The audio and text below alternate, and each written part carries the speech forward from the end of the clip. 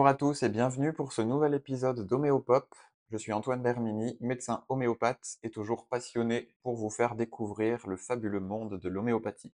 Dans le dernier épisode, vous m'avez accompagné à la Sarah à la rencontre d'un ami homéopathe. Si vous n'avez pas vu l'épisode, je vous recommande à aller le visionner. C'était fort intéressant de discuter avec un autre amoureux de l'homéopathie, le docteur Bruno Staquet. Aujourd'hui, j'ai prévu de vous présenter différents remèdes pour soigner les rhumes, les rhinites, les coryzas, hem et les rhinites, mais qui peuvent aussi s'appliquer pour les rhinites allergiques.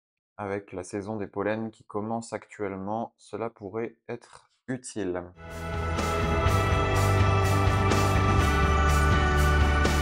Alors, le premier remède dont j'ai choisi de vous parler, c'est l'un des plus connus. Vous en avez certainement entendu parler si vous vous intéressez un tant soit peu à l'homéopathie. Il s'agit d'Allium cepa. Allium cepa, qu'est-ce que c'est? C'est l'oignon. Qu'est-ce qui se passe quand on coupe un oignon? Pour la plupart d'entre nous, on se met à pleurer et à avoir un écoulement nasal. Donc les symptômes du rhume que l'on va retrouver chez Allium cepa, ce sera un écoulement nasal qui est fluide, abondant, comme de l'eau, et qui irrite aussi les narines. Et il y aura un larmoiement, donc un écoulement ici des yeux, mais qui lui sera non irritant. C'est-à-dire que les larmes n'irritent absolument pas. Les yeux sont à peine rouges. Dans les autres symptômes qu'on peut retrouver, il y aura des éternuements sévères. À force de se moucher, à force d'éternuer, le patient peut sembler étourdi. Il est incapable de penser clairement, comme s'il était un peu dans un brouillard cérébral. On va plus souvent retrouver des rhumes par temps froid et humide. Allium cepa sera amélioré à l'air frais, et par contre, il sera plutôt aggravé le soir et dans une chambre chaude.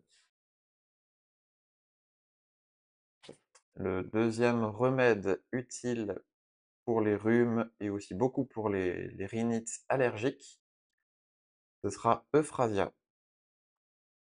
Euphrasia qui est une jolie, jolie fleur, une jolie plante qu'on utilise en homéopathie.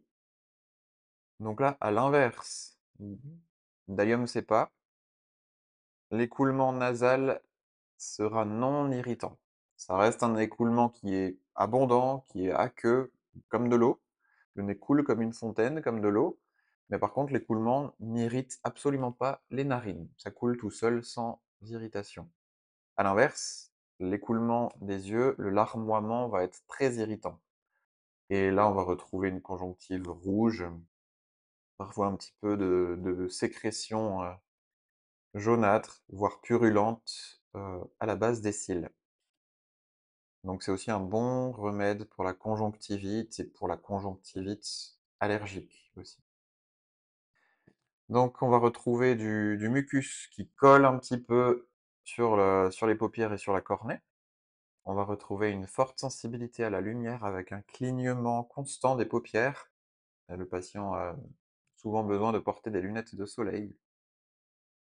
Et les symptômes vont être aggravés par le vent et par la chaleur.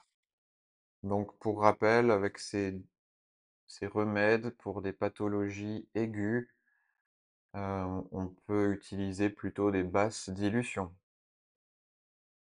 du 5, 9 CH.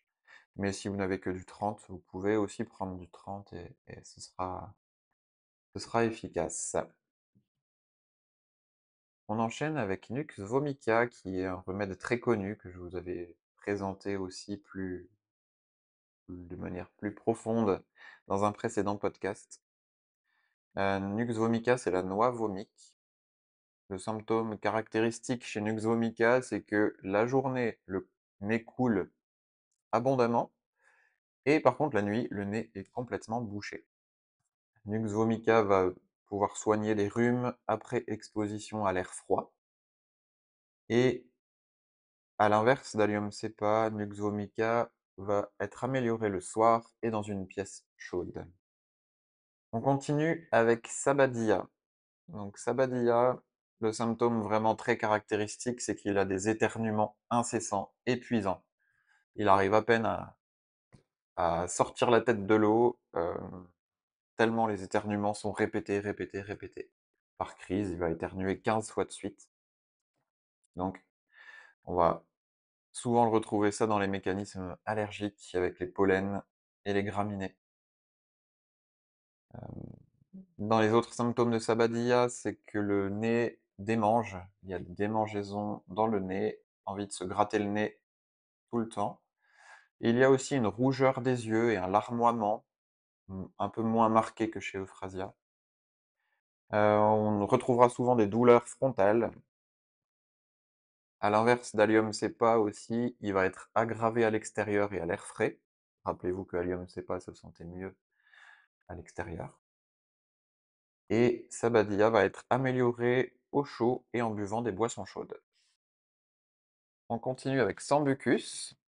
Sambucus, c'est le sureau noir, Sambucus nigra. Les symptômes qui vont faire appel à Sambucus, c'est quand le nez est très sec et complètement bouché. On peut retrouver ça fréquemment chez des enfants, avec l'enfant qui se réveille en sursaut, car il étouffe quand il s'endort parce qu'il n'arrive pas à respirer par le nez. Et, et les enfants n'ont pas forcément tous le réflexe de bien respirer par la bouche, donc ils ont l'impression de cette sensation d'étouffer au moment où ils s'endorment, parce qu'ils n'arrivent pas à respirer par le nez. De la même façon, ça peut être un bon remède pour des nourrissons qui sont un peu enrhumés et puis qu'ils n'arrivent pas à allaiter ou à prendre leur biberon à cause du nez bouché. Encore une fois, l'air ne passe pas par le nez, ils sont occupés à téter, puis ils ont l'impression de s'étouffer et de pas s'en sortir. Donc Sambucus sera bien indiqué dans ces cas-là. Mais aussi chez des adultes qui auraient le nez complètement sec et bouché, cela sera utile. On termine ces remèdes de rhume avec Arum trifilum, qui va présenter un écoulement nasal très irritant. Le nez est très bouché aussi, il ne peut respirer que par la bouche, comme Sambucus. Un des symptômes qui va nous orienter un peu plus vers Arum trifilum, qui se retrouve quasiment à chaque fois que ce remède est indiqué, c'est que il va avoir les lèvres gercées, il se gratte les lèvres jusqu'au sang, ou alors il s'épluche les lèvres, ou alors il se mordit constamment les lèvres jusqu'au sang, et il va aussi se gratter beaucoup le nez jusqu'à ce que le nez saigne également, ou que ça fasse des croûtes nasales qui saignent quand on les gratte. Voilà, donc normalement avec tous ces remèdes, vous pouvez soigner la plupart, la quasi-totalité des rhinites ou des rhinites allergiques. Pour vous faire un rapide rappel de tous les remèdes qui peuvent soigner les rhumes, on a Allium cepa, écoulement nasal irritant et les larmes sont non irritantes. Euphrasia, c'est l'inverse. Nux vomica, le nez coule le jour et bouché la nuit. Sabadilla, éternuement fréquent, épuisant. Sambucus, le nez est sec et bouché. Et Arum trifilum, il s'épluche les lèvres. Voilà, si vous retenez déjà ça, vous saurez soigner presque tous les rhumes pour vous-même et votre entourage. Merci pour votre fidélité. N'hésitez pas aussi à me suivre sur les réseaux sociaux, sur Instagram et sur Facebook, où régulièrement je poste des petites infographies, des petites images au sujet de l'histoire de l'homéopathie ou de remèdes qui peuvent être utiles. Donc, euh, donc voilà, en complément du podcast sur YouTube, Spotify, Deezer, Apple Podcasts, vous avez aussi Instagram et Facebook où vous aurez fréquemment des images pour apprendre l'homéopathie et en savoir plus sur cette merveilleuse médecine. À bientôt pour le prochain épisode.